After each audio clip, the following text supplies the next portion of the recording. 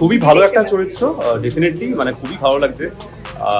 ছবির সাথে এর আগে একটা কাজ করলাম অন্তরা, সেটা আজকে আবার ডাবিংও রয়েছে, আবার একটা নতুন কাজ শুরু করছি। দেখা যাক কী হয়। আর এত ভালো ভালো লোকজন রয়েছে, স্বাগতাদিই রয়েছে। স্বাগতাদির সাথে জীবনের প্রথম কাজ করেছিলাম, মানে আমার জীবনের প্রথম ধারাবাহিক। অ্যান্ড দেন আবার ওর সাথে ছবিতে কাজ করছি। আর রয়তা বোদা রয়েছে, সুদীপ দা রয়েছে, সবাই চেনাশোনার মধ্যে রয়েছে। দেখছি মানে কাজটা ভালো, আর দর্শকদের যদি মানে গল্পটা খুব ভালো লাগে, কাজ ভালো লাগে, তার থেকে বড় আর কি হতে পারে। অনেকটা সুবিধা, কারণ অন্তরাল যখন কাজ করেছি ওটা আমার বন্ধুর মতনই হয়, তো অনেক সুবিধা, অনেক ফ্লেক্সিবল। তো আর একটা জিনিস না, মানে অভিনেতাদের কোথাও গিয়ে যখন অভিনয় করার সময় ছাড়ে একটা, সেটা কাজ করতে খুব সুবিধা হয়। অন্তরাল দেখে সেটা বুঝতে পারবেন। আর ডেফিনেটলি এবার দেখা যাক এটা কি হয়। সবাই খুব ভালো থেকো, দেখা হচ্ছে আবার।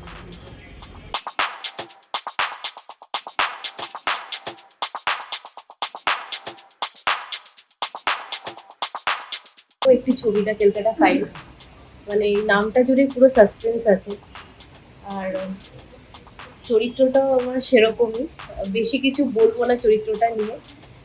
সবটাই অডিয়েন্স যখন রিলিজ হবে বড় পর্দায় দেখতে পারবে। তো আমি ভীষণ এক্সাইটেড এবং খুব চেষ্টা করছি, চরিত্রটার মধ্যে ঢুকে গেছি যেদিন থেকে স্ক্রিপ্ট পেয়েছি। এবং চরিত্রটা এমন যে স্ক্রিপ্ট পড়ার পরে দুবার তো চোখ থেকে জল পড়েইছে। বাকিটা সাসপেন্স থাকে, দর্শক যখন দেখবে।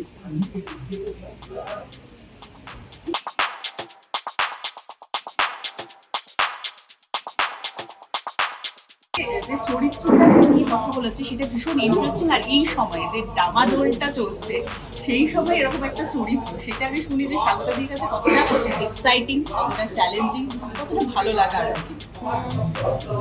যে কোনো চরিত্র যেখানে অভিনয় করার স্কোপ আছে সেটা আমার কাছে সবসময় ভীষণ আনন্দের, ভীষণ চ্যালেঞ্জিং হয়।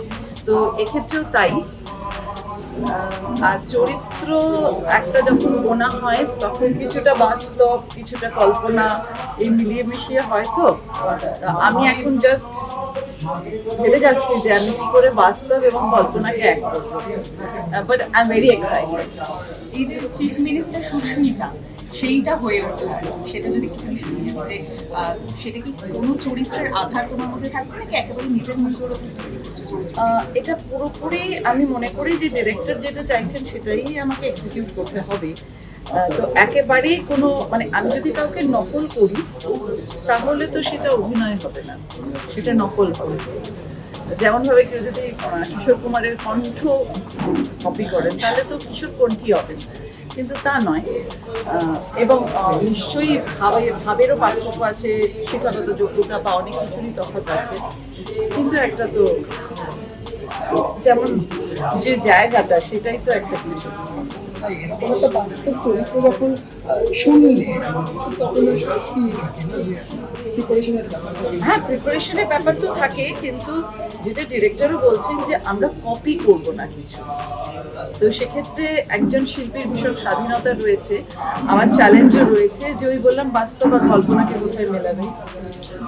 দিদি, একটা সময়ের থেকে শুরু হওয়া, যে সময়টা থেকে আমাদের জার্নি শুরু হয়েছে, সেই সময়ের মধ্যে অনেকটা বছর কেটে গেছে। এখন এরকম শুভ মহরত হয়ে এইভাবে যে শুরু হয় সেটা কতটা নস্টালজিক করে তোলে এখনো পর্যন্ত? হ্যাঁ, মানে আমি সত্যি কথা বলতে গেলে আমি যে সময় কাজ শুরু করেছি সেই সময় যে প্রচুর ফিল্ম করেছি তা নয়। মানে আমার সিরিয়াল বা ফিল্মের কাজ শুরু অনেক পরে, আমি তার আগে থিয়েটার করেছি।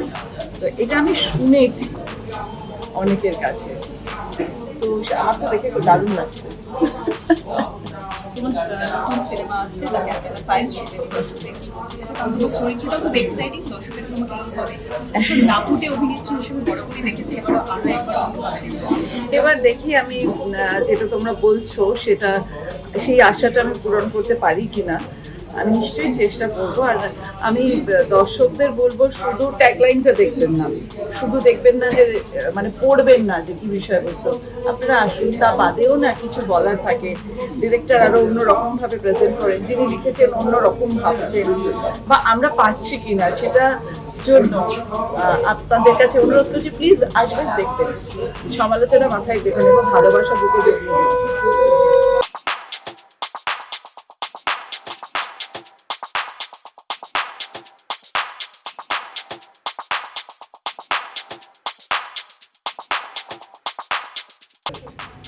একটা থ্রিলারই বলা যায়, কলকাতা ফাইলস।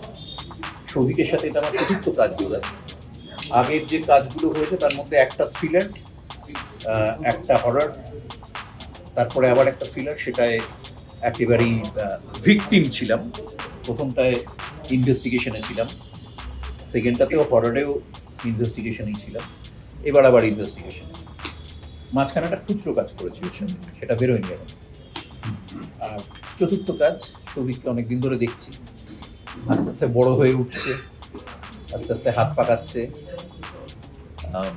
আগে তুলনামূলকভাবে ও যে কাজগুলো করেছে এটাই তার থেকে বেশি বাজেটে আরো বড় পুরো ইউনিট নিয়েই কাজ করছে, যেটা তুলনামূলকভাবে আরেকটু কি বলবো, সবসময় তো সবাই একটু একটু করে গ্রো করে, তো সেখানটায় বাকি পুরো ইউনিট সাপোর্ট যেগুলো দরকার হয় সবসময় তো একজন নতুন ডিরেক্টর সেগুলো পেয়ে ওঠে না। এটাই অনেকটা সেটা আমি দেখছি, ও প্রস্তুত হয়ে নামছে, দেখা যাক, আশা করি ভালো হবে। নিজের লুকটা প্রথম যখন দেখলেন, আজকে যখন লুক টেস্টের আগে নিজের লুকটা দেখলেন, মানে কেমন লাগলো? দু তিনটে লুক দেখেছি আসলে, মানে কতগুলো ট্রায়াল অ্যান্ড এরারের মধ্যে দিয়ে আমরা গেছি। আরও কয়েকটা জিনিস ট্রাই করা হয়েছিল, তারপরে এটাই আপাতত আমরা স্টিক করেছি। এটা সবাই ডিরেক্টর এবং বাকি যারা আমাদের স্টাইল রয়েছেন তাদের পছন্দ হয়েছে, কাজেই এটা নিয়ে ক্যারি করবো আশা করছি। Thank you.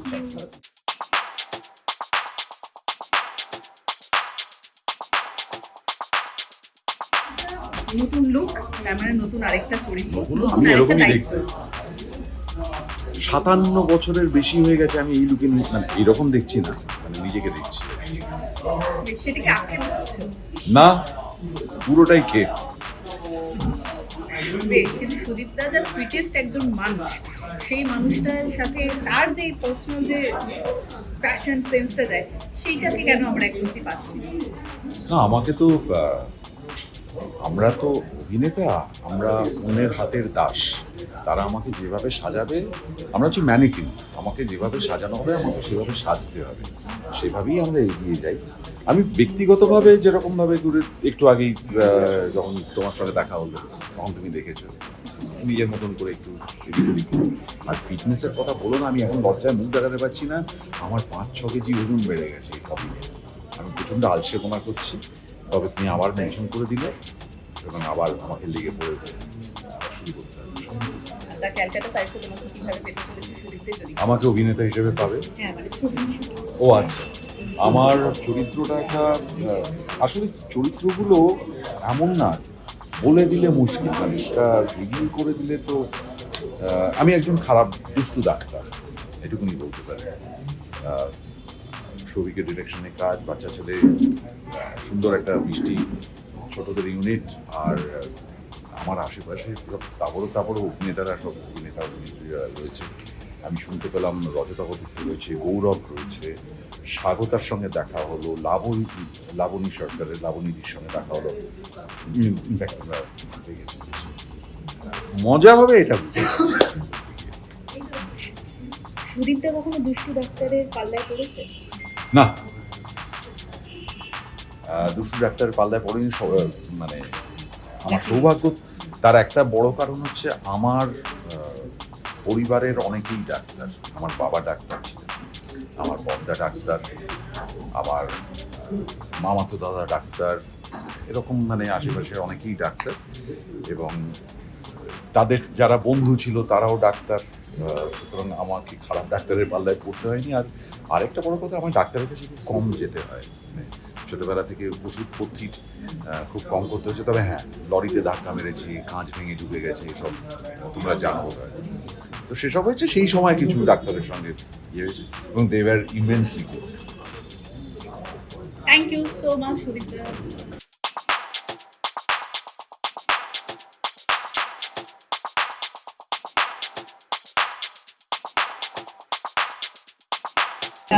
এমন একটা মুহূর্ত যেটা হচ্ছে আবার একটা নতুন শুরু, আর নতুন শুরু বরাবরই সবকিছুর দিক থেকে ভালো হয়। কিন্তু এই গল্পটা দ্য ক্যালকাটা ফাইলস সেটা একটা বেশ অন্যরকম ধাঁচে আসতে চলেছে। তোমাদের আজকে লুকটা ছবি শুরু হলো, সপ্তমী একটু বলতে চাই। আমি গল্পটা নিয়ে খুব একটা বেশি কিছু বলতে চাইছি না, কারণ গল্পটা মানে একটা লাইন দেখলেই দর্শকরা এমনভাবে রিলেট করবে। এই ছবির এই গল্পটার সাথে দ্য ক্যালকাটা ফাইলস ছবির নাম, সৌভিক দে ডিরেক্টর। এত মানুষের গত 2 বছরের এত যন্ত্রণা, এত রাত জাগা, এত হতাশা, এত প্রচেষ্টা, সব কিছু মিলে আছে না। তো যে এই গল্পটা মানে এক লাইন বললেই সবাই বুঝে যাবেন, কিন্তু আমি আর বলছি না, কারণ ছবিটা দেখার ব্যাপার আছে। আর তবে হ্যাঁ, এই গল্পটাকে একটু অন্যভাবে করা হয়েছে। এক্স্যাক্টলি এই গল্পটা নিয়ে তো অনেক ছবি হচ্ছে, আমি শুনি ঘটনাটা নিয়ে। রাদার এটা গল্প না, এটা ঘটনা, সত্যি ঘটনা, নির্মম সত্যি ঘটনা। তো অনেকগুলো ছবি হচ্ছে। আমাদের এই ছবিটা ক্যালকাটা ফাইলস একটু অন্যরকমভাবে ওরা প্রজেক্ট করেছে, এবং মানে যেটাতে মানুষ সবসময় এখনো হাপিত্তেশ করে বসে আছে, আশা করে আছে যে একটা বিচার, সেই বিচারটাও এখানে পাওয়া যাচ্ছে। সেটা ছবি দেখতে গিয়ে একটা রিলিফ লাগে অবশ্যই, যে পড়তে গিয়ে স্ক্রিপ্ট করতে গিয়েও রিলিফ লাগে, যে আমরা যে সবাই যে অপেক্ষা করে আছি যে একটা বিচারের জন্য, সেই বিচারটা পাওয়া যাবে আশা করি, এবং পাওয়া গেছে এই ছবিতে। সেখানে আমি একটা ভীষণ ইম্পর্টেন্ট চরিত্র করছি, মেয়েটির মা। আমি জানি না আমি কি করব। আমি এই চরিত্রটা করার জন্য মানে যে গভীর যন্ত্রণা ক্লিষ্ট মন লাগে, সেইটা তো অভিনয় করে বার করা সত্যি কঠিন। তবে কারণ ঘটনাটা অরিজিনাল, মায়ের বোধগুলো, মায়ের যন্ত্রণাগুলো সব অরিজিনাল, সেখানে তো অভিনয়ের কোনো ব্যাপার নেই। সেক্ষেত্রে এরকম একটা চরিত্রে অভিনয় করা লোকেরা ভাবে হয়তো অন্যরকম, কিন্তু আমার কাছে খুবই শক্ত, খুবই শক্ত। কারণ যেখানে আমি নর্মালি ইমোশনালি একটা মা হিসেবে, একজন মা হিসেবে আমি ভীষণ আবেগপ্রবণ হয়ে আছি, ভীষণ যন্ত্রণা ক্লিষ্ট হয়ে আছি, সেখানে সেই চরিত্রটাকে এনঅ্যাক্ট করা মানে এটা নিজের ইমোশনসকে চেপে রেখে, নিজের ইমোশনসকে কন্ট্রোলে রেখে, এটা খুব কঠিন।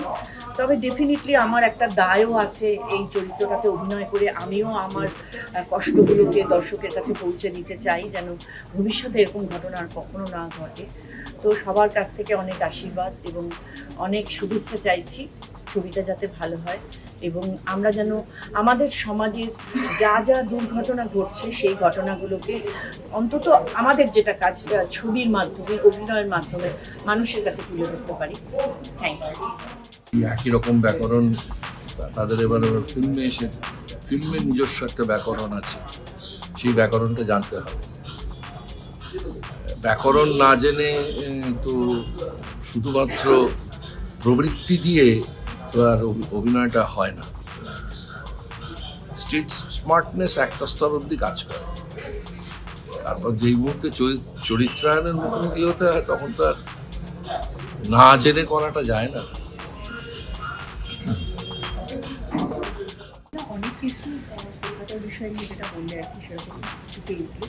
সাম্প্রতিক একটি সময় আমরা আরেকটা জিনিস দেখতে পাচ্ছি, সেটা হচ্ছে যে মানুষকে মানুষের মতো জ্ঞান না হয়, কেউ মন্তব্য করছে, যেহেতু পালাবদল হওয়ার অনেকেই তো বদল হচ্ছে, সেটা সামনে আমরা দেখতে পাচ্ছি।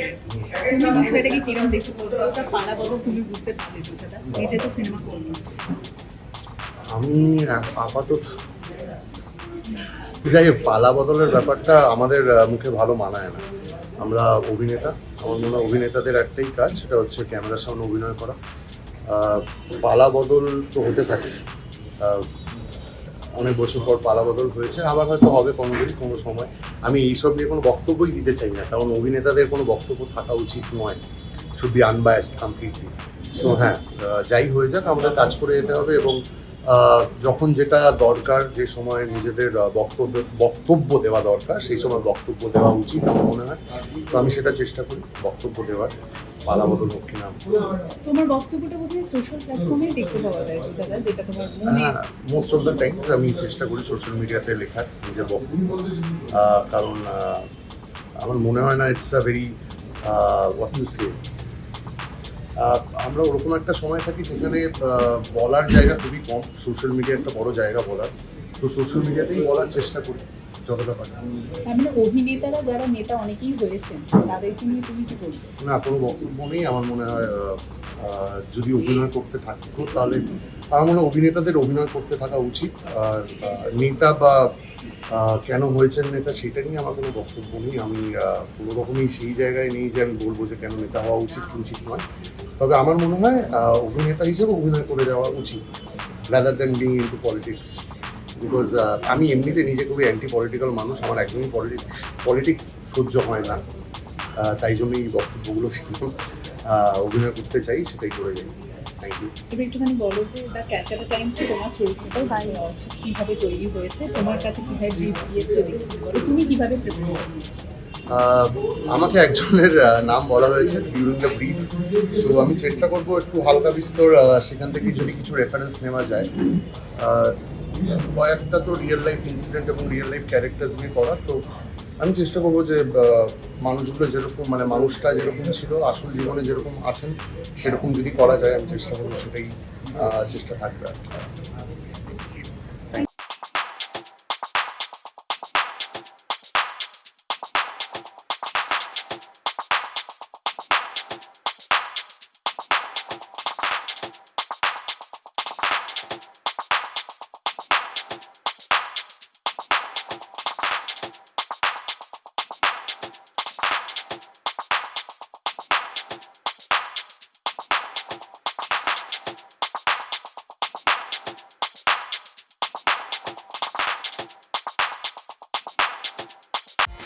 টলিউড ফোকাস কলকাতা চ্যানেলটি আপনাদের ভালো লেগে থাকলে লাইক করুন, সাবস্ক্রাইব করুন এবং অবশ্যই আপনাদের পছন্দের ভিডিওটি শেয়ার করুন। Tollywood focus Kolkata.